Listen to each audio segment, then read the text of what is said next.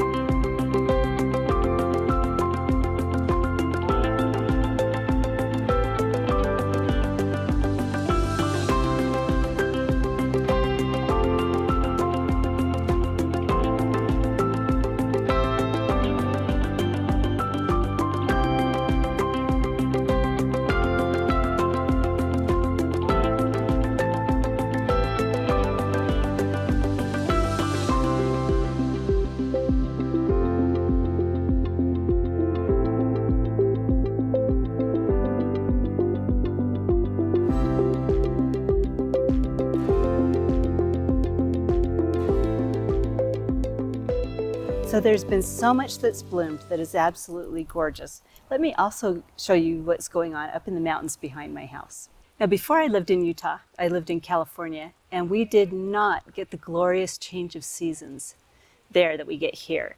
And it is absolutely glorious. The leaves in the mountains started changing color, it was probably about 2 weeks ago.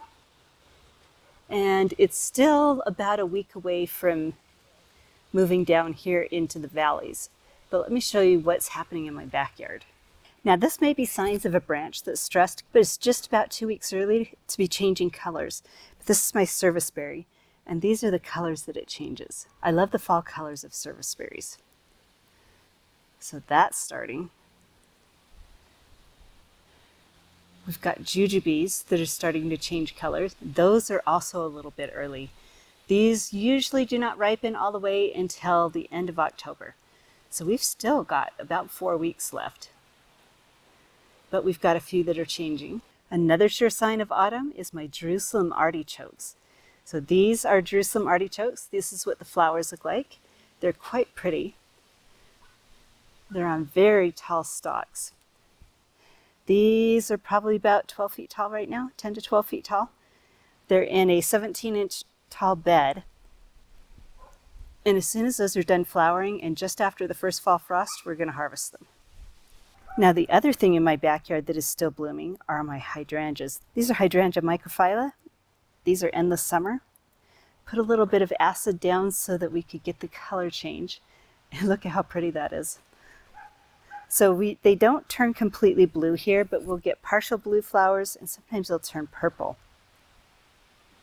And if we get lucky, we're going to have all of these mauve flowers and the leaves will change into beautiful colors. I'll see if I can find a picture of what they look like when they change. A lot of years though, we'll get a really heavy early fall frost, or freeze. It gets down to, it'll go from like in the 50s down into the 20s or even below within a day. And then that just kills the leaves where they are and we don't get the fall colors on these every year. This is another thing that continuously blooms. From midsummer on till the frost kills it. These are Anise hyssop, Agastache. I absolutely love them. So let's give you an overview of what my yard looks like right now. This is my front yard. All of the flowers that are blooming right now are very drought tolerant, and they all start blooming near the beginning of September all the way through October. We're also going to start getting some foliage change. So let's start on the far side of the yard and talk a little bit about each. So this year's been the best year for this hardy hibiscus. I'll put the name on the screen because I can never remember this. I got this as a gift for conducting a garden tour once. It's absolutely gorgeous hardy hibiscus. It's been blooming longer than all of my other, well, I only have one other hardy hibiscus, but it's been blooming longer than that one. Each bloom only lasts a day, and it's just been covered. They're absolutely beautiful. Quite drought tolerant, but they do a little bit better if they can get some water. Now I just planted something new for fall color. This right here is a little blue stem. This one's called Blaze, and you can see what color it's going to be turning for the fall. Now it's brand new. It's going to get probably about 2 feet wide and 3 feet tall, but in the fall it will have that gorgeous pinkish reddish color all the way through it. We have that paired with my sweet alyssum that has just bloomed all year long. Another one that blooms all year long and that has reseeded itself throughout my yard is the Sundancer daisies. Absolutely love those. When sweet alyssum reseeds itself, it comes back as white with a little bit of purple. To get this gorgeous purple color here, I have to buy plants from the nursery. Now this right here is still blooming. This is another new one that I planted in July. This is the Wild Thing Salvia, and I think it's really, really beautiful. Supposedly it's a really long blooming salvia, and it's proved to be long blooming so far. Now another one that we're going to get a bloom from here is my reblooming Immortality Iris. I'm really excited to see this. Now I've cut all my iris back. They were really ragged from all of the grasshoppers, and I didn't think I would get the rebloom. But look, we are getting another bloom, and it'll be white when it blooms. This little stone crop right here is starting to bloom again. You can see the spent blooms from this summer, and then the yellow blooms that are new now. I absolutely love my Japanese forest grass. It gives a really beautiful splash of texture and color, and I love the way it moves in the wind. And behind that is an unnamed sedum. I'm not sure which sedum that is. It's gone through its color changes. It's nearing the end of its bloom time, but it will stay absolutely gorgeous clear until the frost cuts it back.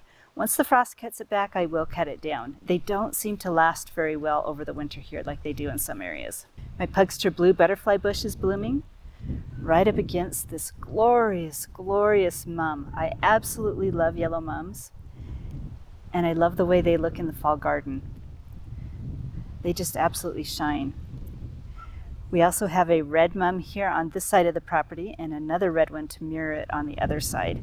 These are shorter. They're a little less vigorous than the yellow mums, but I still think the color contrasts are absolutely gorgeous. Another one that just continues to bloom over and over and never stops, and it won't stop until probably the end of October, is the catmint. Now this variety is Walker's Low. It is quite huge and does take over and tends to reseed itself all over. But I just cut them back, and I cut them back twice a year and just let them do whatever they want to do because the bees love them. We've got our little native bees with the red back on them. They are so cute. There's a ton of these little native bees in here. But it just gives late season forage for the bees. You can see the color change that's starting on my Glow Girl Spirea. As I've said before, I am a landscape designer, and I always include the Glow Girl Spirea in all of my designs. I love the chartreuse foliage in the spring, and then I love the color change in the fall, and you never ever have to prune these.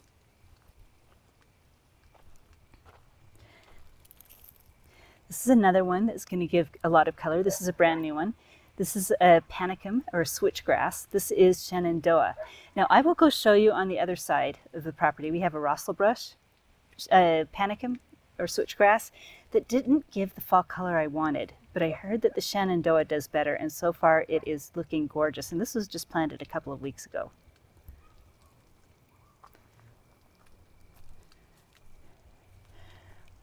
Our rock candy penstemon is blooming again. Isn't that gorgeous? So this bloomed in the spring, took a little break in the summer, and now is blooming again. Now I can't remember the name of this sedum either. I think it's Dark Night. It is starting to split in the center because the blooms are tall and heavy, but they are so pretty, and the bees absolutely love them. These also bloom a little bit later than the other sedums, and I'll just leave these as long as I can stand them because they stay this mauve, this dark purple kind of mauve color all the way through the winter. But after a while, if there's a lot of snow and it stays really wet, they do kind of get kind of soggy and gross looking, so I'll cut them back then. And look at this hummingbird mint. It just keeps blooming and going and blooming and going. The hummingbirds have quit coming. I think they're on for their migration. But they just love this plant. And I love it too. I love the color, I love the texture, and I love the scent. The scent is kind of like an anise scent to it, a licorice scent. Some people say it smells a little bit like bubble gum, but it's just gorgeous.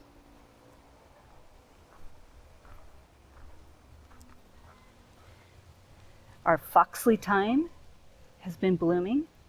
And I love the variegation of this thyme. Pretty soon here I'm going to be cutting this back just for the winter. And I'll dehydrate that and use that in cooking. This is an edible thyme. Absolutely beautiful. The hummingbird trumpet is blooming. The Zauschneria is blooming like crazy, as usual. It just keeps going.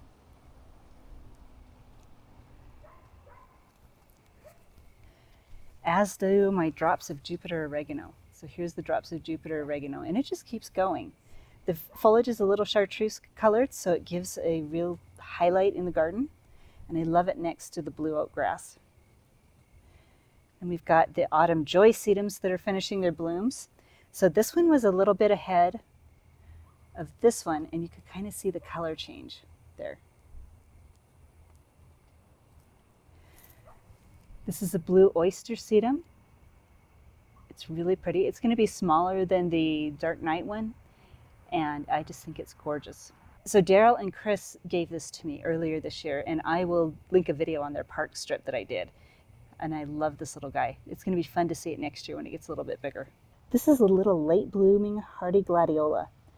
Now, the gladiolas on my property really struggled this year because of the grasshoppers. But this one made it through, and it's been blooming. Another one that I really love is the plumbago. This is a ground cover plumbago, not the plumbago like you get in California that's a big bush. And it seems to tolerate the harsh conditions under this tree. I water under this tree very deeply, but very infrequently. This is one of the days that I'm watering it because in Utah, well, at least in my city, the irrigation is going to be turned off by Tuesday, I think it is. Maybe it's next Wednesday. But I'm watering everything really deeply because I don't want my trees to go into the winter season with dry roots. So I've been running the hose under this for a couple of hours just to make sure it's got some deep water. But during the season, I will deep water it maybe once a month. And that's about all of the water that these have been getting. And very shortly here, these will also start changing color, the leaves. You can see a little bit of the color change right there, and they turn red. So you've got the blue flowers with the red leaves for a little bit of time during the fall. You can see the leaves starting to change color here. This is another sedum that's bloom is done. It's got a little bit of different color foliage, and I love the color of that foliage.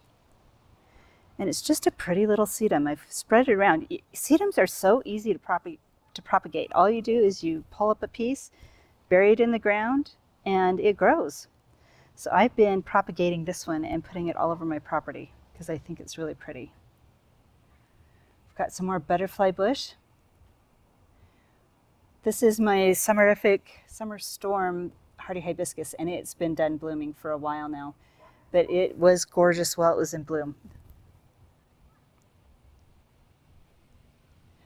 Another one that is not done yet that has just been amazing me is my chaste tree. This is a Shoals Creek, died to the ground this winter, came back like crazy. I've cut it back a little bit. Anything that was lying on the ground, I cut back. And I think in the spring, if it doesn't die back again, I will thin it out a little bit more. But I love, love, love chaste trees. This is the amethyst pugster butterfly bush, and it's still blooming. Beautiful blooms, big blooms, even though they're smaller right now than they were earlier this year. This was a gift. This is another mum that I think is going to be hardy. I don't know. We'll just see if it's hardy. The ones that you buy at the grocery store are not hardy. If you get them while they're blooming in the nurseries at the end of the year, it's most likely that they will be winter hardy. I think it's a gorgeous color, and we'll see how it does over this winter. Got another Wild Thing salvia that is right here in front of my strawberry vanilla hydrangea. Now, I definitely need to put iron on this, and I definitely need to fertilize it more next year. The flowers are really, really tiny and definitely not the size they're supposed to be this time of year.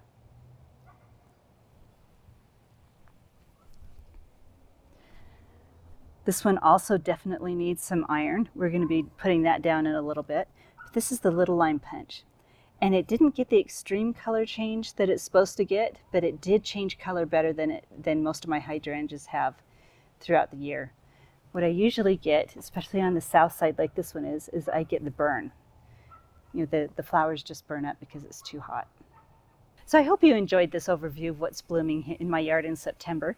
And I would love to hear what's blooming in your yards in September.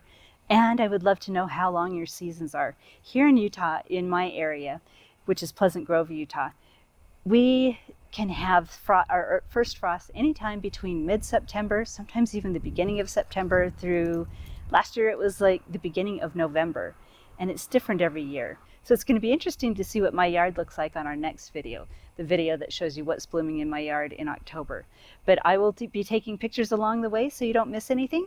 And now I'm going to give you just a brief overview of what my yard looks like without any talking, and I hope you enjoy it. So if you do enjoy my videos, I hope you like, subscribe, share them with your friends, and go have a wonderful garden adventure.